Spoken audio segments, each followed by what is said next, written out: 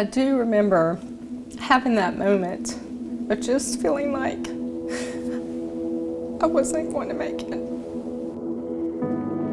I was hundreds of thousands of dollars in debt. I had 6 kids.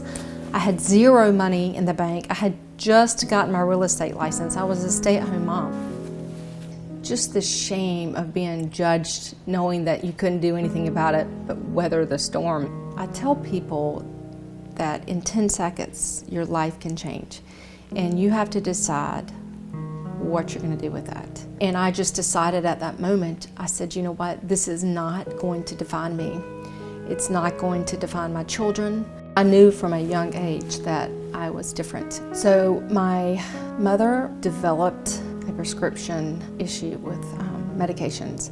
I remember laying on the couch watching her and my stepfather telling me to look at her fingernails to make sure if they started turning blue to call 911.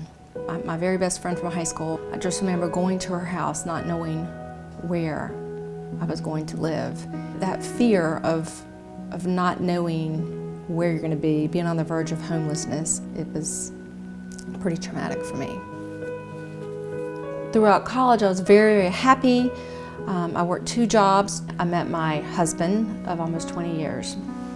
And he was this amazing, amazing guy. We went to church together every Sunday. I was a youth minister at the church. He was the coach of the football team, the soccer team. I was a stay-at-home mom, and he took care of us.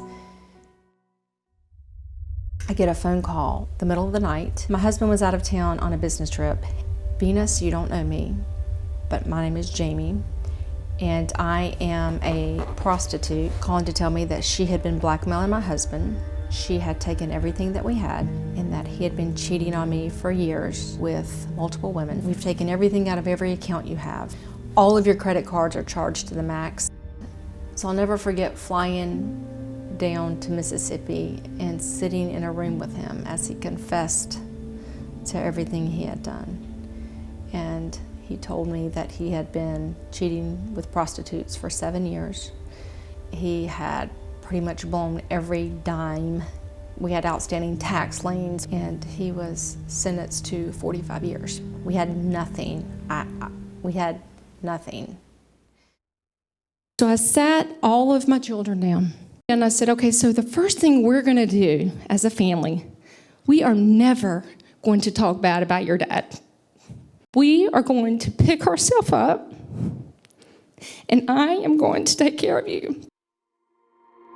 I got up every morning and I ran 3 to 5 miles every single day. I took the children, all 6 of them, to Mass before school. I made a commitment to having family dinner with my children every day.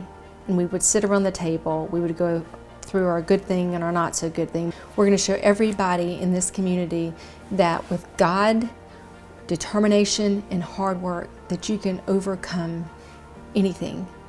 And that's what I set out to do. You know, I worked my first year in the business, I made 6 figures. My second year in the business, I doubled it. My 3rd year in the business, I kept growing. 4th year, kept growing. 5th, 6th. I finished number 1 in the company, year number 7. Year 8, I grossed net commissions of 1.6 million. Year number 9, same thing, grossing close to $2 million in commissions, bringing home over $1 million a year in income. My goal in doing this talk is to help other women especially know that it doesn't matter what happens to you, that you can overcome anything.